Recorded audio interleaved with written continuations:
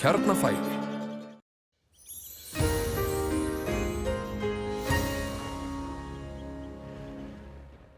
Komið sæl. Það komið skil hér upp að suðvesturströndinni í morgun og svona orðið þyngra yfir þegar leið á daginn og byrjaði að rigna náttúrulega frá þeim skilum hér fyrst suðvesturlands. Hvað var þar hitastig að þá eru hitatölur svona heldur lægri heldur en voru í gær, það sé hámarkshitatölur og mældist hiti hæstur í dag rétt rúm 14 stig á Suðausturlandi undir Vatnajökli. En hvað var að þróun næsta sólarhringin eða svo þá yfir hér með á hádegi í dag lægð hér milli Íslands og Grænlands og skilin eins og áður það rétt komin hér inn á suðvestanvert landið og ef við keyrum hreyfimyndina þá sjáum við að skilin þau ganga hér til norðaustur yfir landi en það myndast ný bylgja á skilunum sem að við halda því að það verður jafnvel enn meiri ákæði í úrkomunu á morgun og mun regna víða land eitthvað fram til degi, dregur síðan úr úrkomunu annað kvöld eins og við sjáum hér berlega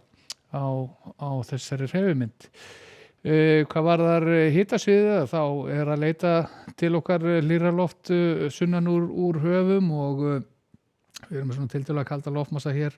norður af landi. En hann svona fer smá sem hann að hreykja spurt því að það hlýrra loft einnig að leita til okkar hér úr norðaustri þannig að hitatölur svona eftir að vera svona þokkalegar næstu daga. En hvað varðar svona nærsviðið þá erum við með hér aðra hreyfimynd sem sýnir þá þessa framrás á þessu skilum og hérna klukkan 6 að þá eru skilur svona rétt að fyrir að styttast því að þau gangi gegn hér á suðvesturhorninu og þá styttir upp og fikar sig hér til norðaustur þannig að allan að hér víða við Faxaflóan eftir að stytta upp stundasakir en við sjáum að næsta skvetta getur við sagt hún kemur hér inn þegar líður á nóttina og jafnvel í enn meira magni og þá sérstaklega á suður og suðausturlandi en við fáum sjálfsagt þó úrkomun okkur víða þegar líður á morgundaginn en í fyrramálið verður staðan sem sé að þessa leið hitir svona víðast hvar undir 10 stigum ekki mikill vindur í þessu en síðan heldur þessi lægð áfram norðaustur á bóginn hér með suðausturströndinni þannig að aðalega svona strekkingsvindur þar einnig úti fyrir Vestfjörðum en við sjáum að það að rigna nokkuð víða á morgun en það fer svona að draga úr úrkomunni þegar að fara að halla að kveldi á morgun og annað kvöld að þá sjáum við að staðan eftir að vera þessa leið það er þó en þetta gera ráð fyrir úrkomun okkur víða land en í minnkandi magnið þó og